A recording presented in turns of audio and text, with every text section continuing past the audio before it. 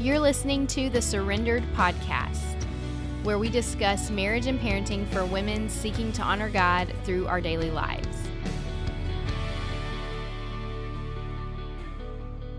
So today we're going to begin what will probably be about a 6-week series talking about marriages. And I'm going to start today talking about the main things that I have just found that the Lord has shown me in my own personal marriage that I just think are vital for a marriage to flourish and to be a Christlike marriage. You can be married for 45 years and not have a good marriage. And that's, I don't know about you, but that's not what I'm going for. I want to have the best possible marriage I can on earth because it's wonderful practice for what heaven's going to be like. And I really want my marriage to honor the Lord. I want to let my marriage to my husband be a means for the Lord to sanctify and grow me to be more like him. And in the same way, I want it to do the same thing for Alex. And we want to grow in the Lord together. And so in order to not just be married for a certain amount of years, but to really seek to have a godly marriage, I'm just going to talk today about the things that I have found are very, very important in my marriage. And I'm going to talk about 4 things today that I think a marriage has to have. And please hear me. This does not mean that marriage only needs to have these 4 things. Absolutely not. This is just what the Lord has shown me in my time of being married for 9 years. And I look forward to hearing from some of you about what else you would add to my list, things that the Lord has shown you that you think are very, very important to have in a marriage. And so, especially if you don't already, go ahead and follow The Surrendered Life on Instagram. And that's where I'll probably be putting in these questions that I ask on the podcast. And I would love your feedback. I'd love your answers. And I will feature that on my page as well. Just so that it can encourage other wives as well, other moms as well. So like I said, this list that I'm going to talk about today does not mean that me and my husband have this conquered. Oh, no, not a bit. We are still very much a work in progress.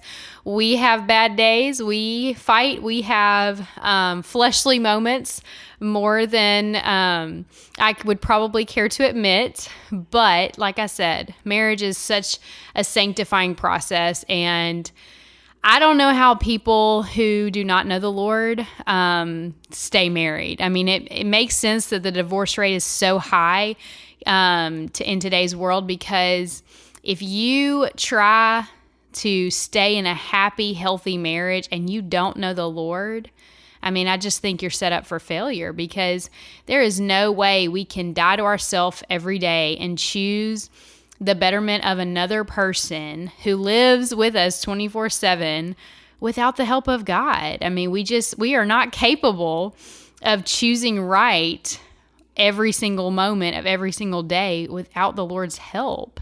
And so I just want to talk to you today about what I think is very important to have in a marriage. So the first thing I want to talk about, and these aren't necessarily in a specific hierarchy of order, but this first one is very, very important, and I think it would be on your list as well. Communication. Communication is a vital part of a healthy marriage, and most of us would probably have to say that we had to learn how to communicate properly and in a healthy manner in order to have, good moments in our marriage, good seasons in our marriage. Because if you do not know how to communicate, and it's not to say that you're expected to come into marriage knowing 100% how to communicate with your new life partner, and you've been single and now you live with someone 24/7, and now you're about to raise a family and other people with this person, and you should know how to do 100% correct communication all the time. No, not at all. A lot of us learned communication patterns from our parents. You mimic what you are around, and I think a lot of us would agree I learned some great things from my parents, and I learned some things that I've had to work on because they're not the best. And we all bring that into our marriage. And again, you learn good and you learn bad because nobody is perfect, and that's okay. Again, the goal is not that we're going to reach this perfect idea of marriage this side of heaven. The goal is to look more like Christ every day. And communication is one of those ways that we really do have to learn how our partner communicates. Your husband may not communicate the same way that you do. I know that mine doesn't. Me and Alex come from two polar opposite ways of communication. And again, he learned what he was around. I learned what I was around. And we both are kind of meeting in the middle, but it's taken years to figure out what works for us. And we still, again, don't have it 100% figured out. I have days where I revert back to a selfish way of communication because I'm choosing myself that day, and he does the same thing on days, and those days are really hard. And so in your marriage, I'd like for you to just stop and think about how you communicate and be honest with yourself. Are you more of a passive aggressive communicator when you're upset? Do you know how to communicate to your spouse when something is bothering you in a way that is not aggressive or defensive or accusatory? Or is it more of a passive stance and you just kind of hope they figure it out? You and I as women, we set the tone for our home. And a lot of times guys are not very good communicators. And so sometimes we have to encourage that out of them. Again, it has to be done in a respectful manner. And we'll talk about how important respect is, because I definitely think that's also a key component to have in marriage in a second. But you and I, we have to make sure that our approach is godly in how we communicate, because I don't care if you're 100% honest all the time with your spouse. If you're doing it in a manner that is unkind, disrespectful, self-centered, then you're not a good communicator. The way you say what you say matters just as much as what you say. And so it is so important that we as wives take that very seriously, because we have the power to destroy our husbands or to build them up. They hang on our every words in a lot of ways. And that's a lot of pressure, but in a good way, because that's why God created us to be their helpmeets. God created us to help them fulfill God's plan for their lives and for our lives collectively. And so I just want to encourage you as a wife, sit down and think about, how do you communicate with your husband? Do you communicate good things, or is it only negative? Only negative, Proverbs tells us, it's like the constant dripping of rain. It just, you don't want to be a nagging wife. You're not going to get anything accomplished that way. All that's going to teach your husband to do is to tune you out. Think about when your children cry over and over and over again. Like my 2.5-year-old daughter, she cries over everything. I can tune her out now to where it doesn't even faze me, because I hear it all the time. You don't want that to be what your voice is to your husband. You want your words to matter and to be important. And part of that depends on how you communicate with him. How often what you say is negative, how often what you say is encouraging and building up. Wives, I definitely think we have to pick and choose our battles. Our husbands are not our second, third, fourth, fifth kid. They are not yours to parent. That is something I feel very, very strongly about. There's a lot of things about my husband that I don't necessarily love. Little habits here and there, or little dispositions that he has. It is not my job to change that about him. That is not my job as his wife. My job is to come alongside, encourage, equip, and be a good helper to him. And I'd be lying if I said I wasn't ever tempted to change his habits. Yes, absolutely, especially the ones that drive me crazy, right? But this is where we have to decide. This is where the Lord comes in. You can't pick and choose what to communicate to your husband bothers you and what you need to let go without the help of the Lord. So something that I do that has really transformed our marriage is when something is bothering me that Alex has said or done, something that is just stuck with me, and it's not something little that I could just let roll off my back, I spend about half of the day talking to the Lord about it, just whenever I have a moment. Because obviously, with 3 kids, I don't have a ton of just down quiet time. But whenever I get moments, I just ask the Lord, is this something I need to address? Or is this something I need to give grace to? Is this something that, requires a deeper conversation? Or is this one of those things that I can let roll off my back? Because I tend to be an easily offended person. The older I've gotten more easily offended. And, that's not fair to him. Things that used to be funny to me now can hurt my feelings. And so we all change, we all grow in different good and bad ways as we get older. And so I just try to take my offense before the Lord.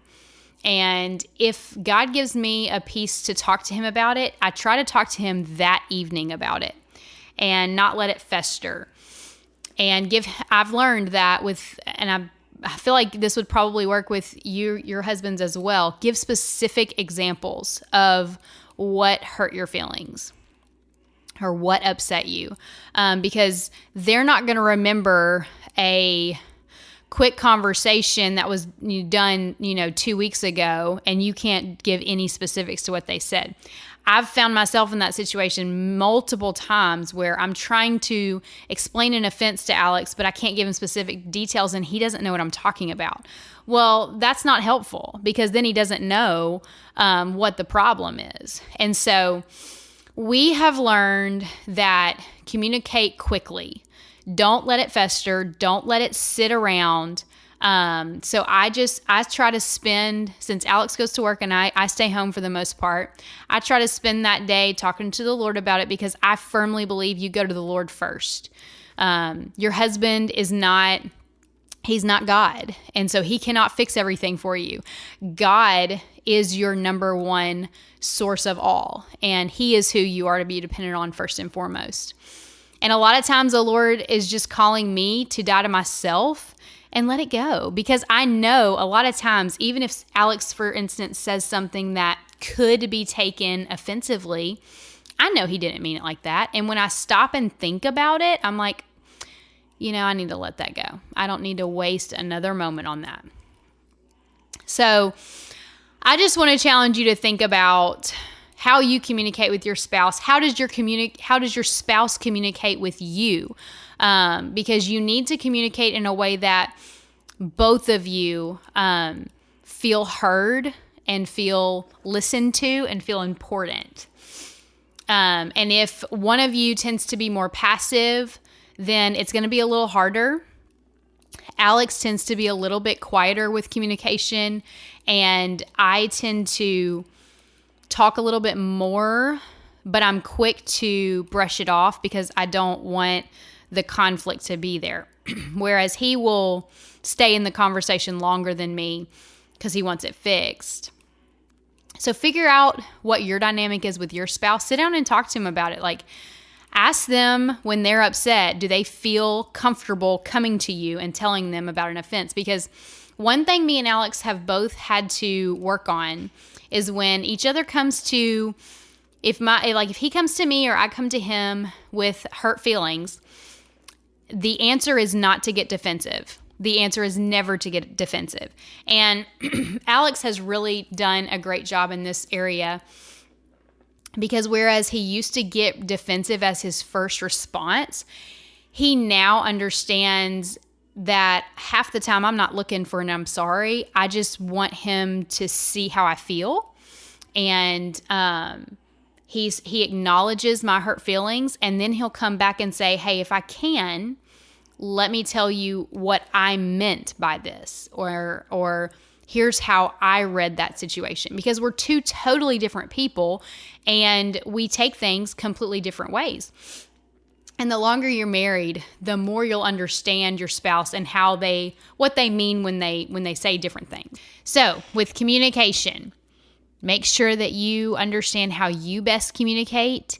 Learn how your spouse best communicates. And if y'all haven't before, have a conversation about what is helpful, what is not helpful when you're having those hard conversations. It's really important to know how best to share so that you can work past these conflict moments.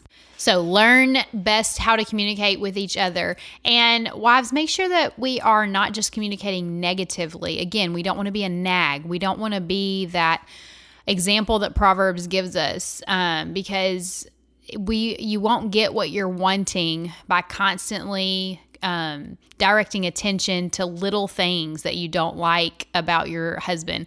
That's not the way to change anything. And honestly, when you start to give those things to the Lord, they stop bothering you so much, because you see that it's not your job to change him. It's not. You want your heart to be clear before the Lord, and that becomes your main focus. The more you pray over your marriage and your communication with your spouse.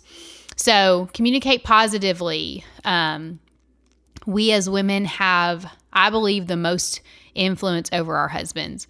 They hang on our words, and if you want to be heard by your spouse, you need to make sure that you're building him up, because if you're constantly tearing him down, then you're going to lose that influence, and he's not going to listen to your words, because he's not going to be encouraged ever by what you say. And so we as women, we have to be careful that we're not just negative, because they're not our child to change. They're our partner to do life with. So that's the first thing. The second thing I want to talk about is physical intimacy. And I know this is probably not your favorite topic to discuss, but I think it is so important. And 9 times out of 10, when I have talked to friends or just women in general who say that they're struggling in their marriage, one of my first questions is, are y'all ever intimate? Do y'all have moments? I'm not just talking about sex. Do y'all have moments where you hug, you embrace? Do you spend time together watching TV and holding hands? God created your husband to be a physical person. And so, no, he's not trying to get on your nerves. No, he's not trying to invade your space. He is created and wired to crave that physical intimacy from you, his wife. And I could go on and on about how, sex is such a beautiful way to bond with your husband. And I know I'm a lady. There's days that I'm not interested in getting intimate either. But I can tell you every single time after I'm physically intimate with my husband, my heart is drawn closer to him. There is something about it. There is something spiritual about that act of physical intimacy. And that's why the Lord has it for the confines of marriage only. Because if you are being intimate with people who are not your spouse, you're giving them part of you. You're giving them part of your soul. And you can't get that back. And whenever me and Alex are having a hard day or just kind of snippy with each other, if I stop and think about it, a lot of the times it's because we haven't spent time together physically. And no, that's not the only important thing in a marriage. And no, sex is not going to fix all of your problems. No, I don't mean that. But it does help build a strong connection. And there is connection that is formed and grown and deepened when you are physically intimate with your spouse. So, wife, I just want to tell you and encourage you that if you're struggling in a season where you just feel like y'all are not on the same page, you feel like y'all are like two ships passing in the wind. And hear me, I'm in a very hard season currently right now. It is hard for us to find time to just be alone, to have that time of intimacy that's not super rushed, because we have 3 small kids. We're not alone a lot. And so it is challenging, but we make it happen because we know it is so important. And again, full disclosure here, I don't have that attitude every day. I have to check my heart before the Lord. But if you just are honest with yourself, think about how often you and your husband spend time touching physically. And again, not just saying sex itself, but you will be surprised how much it will just encourage him. It will compliment him. It will make him feel like he's the only man you see. It will make him really feel wanted by you. You can say that you want him with your words all day long, and that does mean something. But God created men to be physical beings. And so it is very important that you match that with physical touch. I can almost guarantee you that most of us would say, and I know there's a few outlier exceptions, hear me, I know that. But most of us would say our husbands, one of their main ways that they want to be loved is through physical touch. And so I just want to challenge you to evaluate that in your own marriage, and just see, again, doesn't mean that you have to hit a certain number every single week, but just find time, even if it's just 10 minutes, just find time to sit in an embrace, rub their back, rub their shoulders, hold their hand in public, do things that physically show the world that you're theirs and that I'm telling you, you doing that even out and about, that means the world to your husband. It shows them that they're your top priority. And so I'll be honest with you, that's probably my least, top, like if you talk about love languages, that's probably my least one. I don't come from a very physically affectionate family. And so it is not how my brain is wired. And so I have really had to work on retraining myself. And my husband is very gracious. He'll tell me, hey, we haven't hugged in a few days. And I'll be like, oh my word, I'm so sorry. So he has to help me, train me in that way. But, the Lord has just shown me how important that is and really trying to implement that in my own marriage. So physical intimacy is an absolute must if you want a strong, connection to your spouse. The third thing that I think is super important in a marriage is the balance between respect and love. And I'm probably going to go into a little more detail about this in a later episode, so I'm just going to touch on it today. But I'm sure we've all read the passage in Ephesians 4 about, husbands, love your wives as Christ loves the church and, gave himself up for her. That's how our husbands are supposed to love us. And in the same way, wives should respect their husbands. And the wording there is so specific. And I mean, it's in God's word. God chose those words specifically because he knows how he created men and women differently in a way that is complementary. And so if you've never read the book Love and Respect, I highly recommend you reading it. I'm going to reference the crazy cycle real quick before I move on to the fourth one. But husbands were created with this desire for respect. And if you disrespect your husband, you are creating a wall. You're putting bricks between the two of you. Women, we were created to want love. A lot of times that's why girls give of themselves physically before marriage, because they are searching for love and acceptance and security. And God knows that women, that's our deepest desire. And so he created that in us to be fulfilled first and foremost through the Lord, but secondly, through our husband's love. And so when one of these two fails to do whether it's the husband loving the wife and the wife respecting the husband, when one of us fails to do our part in a healthy cycle, that's when the Love and Respect book talks about the crazy cycle. When I feel, like I'll just give you an example, when I feel unloved by my husband, I have no desire to be respectful. And that's my flesh fighting against that submission and that desire to give him what I know he deserves. When he feels disrespected, he closes off and he has no desire to be loving to someone who is disrespecting him. And so we just kind of start this crazy cycle, and one of us has to jump off of it. One of us has to choose to right the path. And so ladies, again, I'm not saying your entire marriage hinges on you, because absolutely not. Our husbands are held to a higher standard than we are with the Lord, and they will answer to the Lord for a lot of things in our homes. But you and I, we hold a lot of weight. We hold a lot of influence.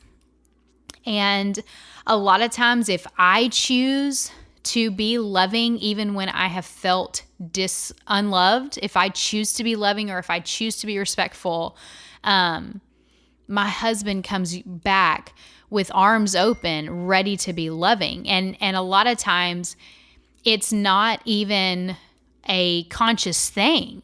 It just happens because when your husband feels respected, he wants to show you love. That's the outpouring of his heart.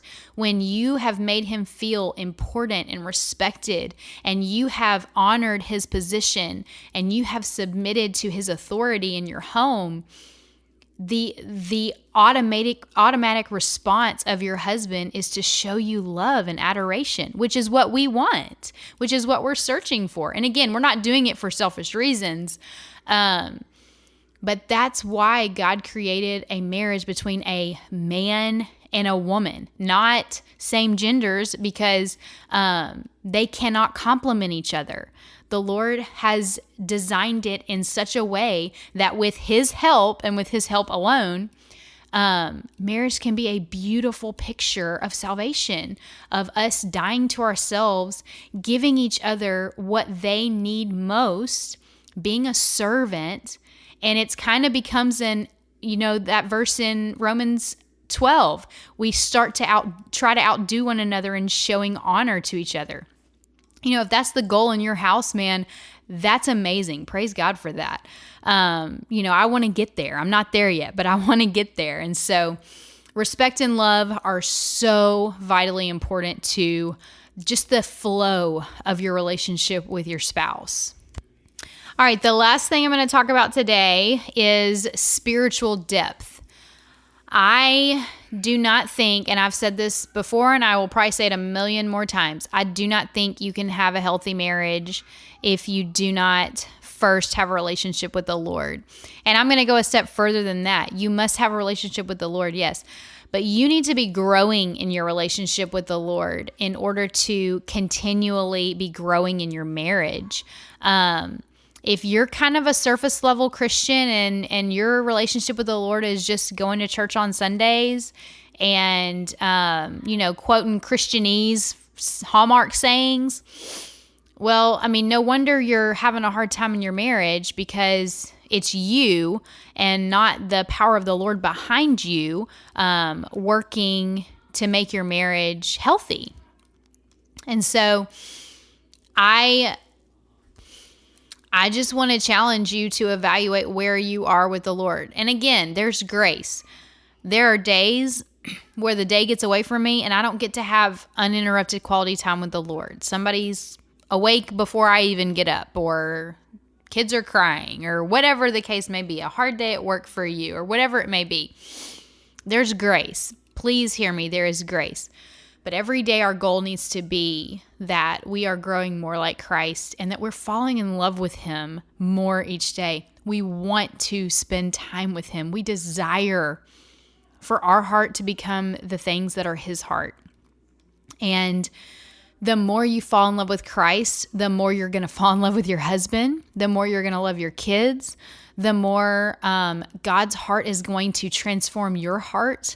you're going to start to love the things that he loves, and you're going to start to see your flesh die through daily choosing to sacrifice that and pick up the cross of the Lord every single day, dying to yourself and choosing to live the way Christ has called us to live as believers. And so I just want to say, if you're not ever opening your Bible, and I don't mean just reading a quick little devotional and checking it off a list, and 5 minutes later you have no idea what you read.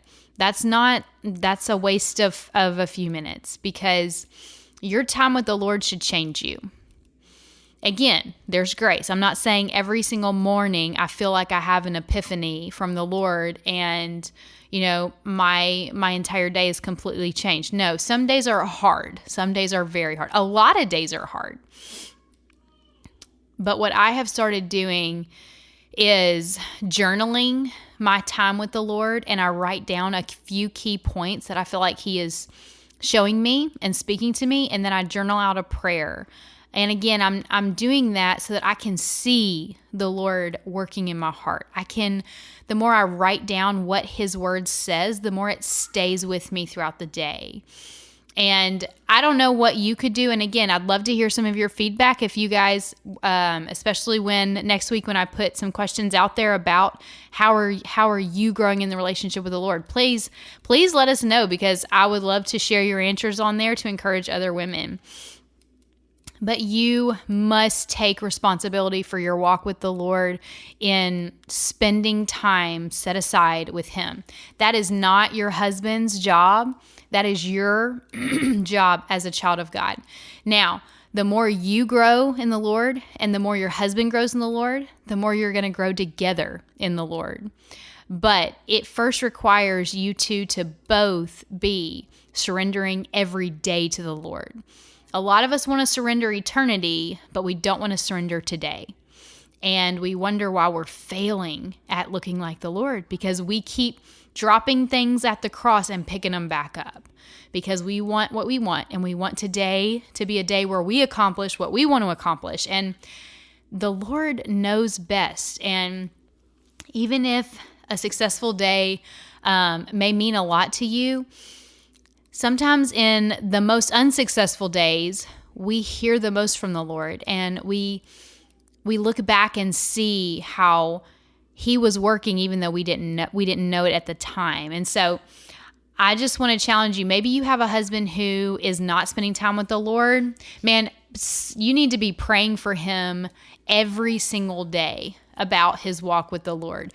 There's been seasons where I've noticed that Alex hasn't been in the Word like he used to be, and I just start praying. I just start praying for the Lord to remind him, convict him. And I know that my husband notices when I don't as well, because we'll talk about it. We'll ask each other, "What'd you read today?" Or "What did the Lord show you?"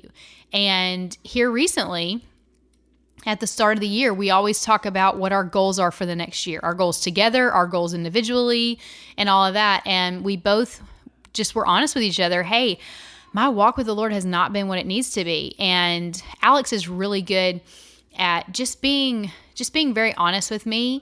And we talked about how important that is, that both of us get that right at this beginning of the year and set those habits in motion, because a habit takes 28 days to really become a habit. And so it's a daily choice to get up and give the Lord my first priority. And again, some days it's not possible. If you have a sick kid in the morning, it just might not happen right then. The Lord is gracious. But when you do have a moment, when you are able to set aside time for him, you've got to make that happen, because you really can't afford not to. I mean, truly. Going through a day without the Lord's help is a wasted day. It's a wasted day. And so in your marriage especially, don't expect to see fruit. Don't expect to see growth and closeness or connection if you're not first connected to the Lord, because you are never going to be able to really grow with your spouse if you're not first growing in your relationship with the Lord. So those are kind of the 4 things that really have meant the most to me in my last few years of marriage, the things that I've really been trying to work on and letting the Lord work in my life, Alex's life, in our marriage. And so, like I said, I'm going to put some questions out on my Instagram page next week, and I would love to hear some insight from you guys, what the Lord has done and shown you in your own marriage. And I would love to share those to encourage other women as well. Be here next week, and we are going to talk about conflict, how to resolve conflict in your marriage. So I can't wait to dive into that together. And I appreciate you listening, and I just pray that God blesses you. And I'm praying, even though I may not know you personally, I'm just praying that God blesses your marriage and your efforts in your marriage. And I can't wait to see what God does in us and through us as we go through this series.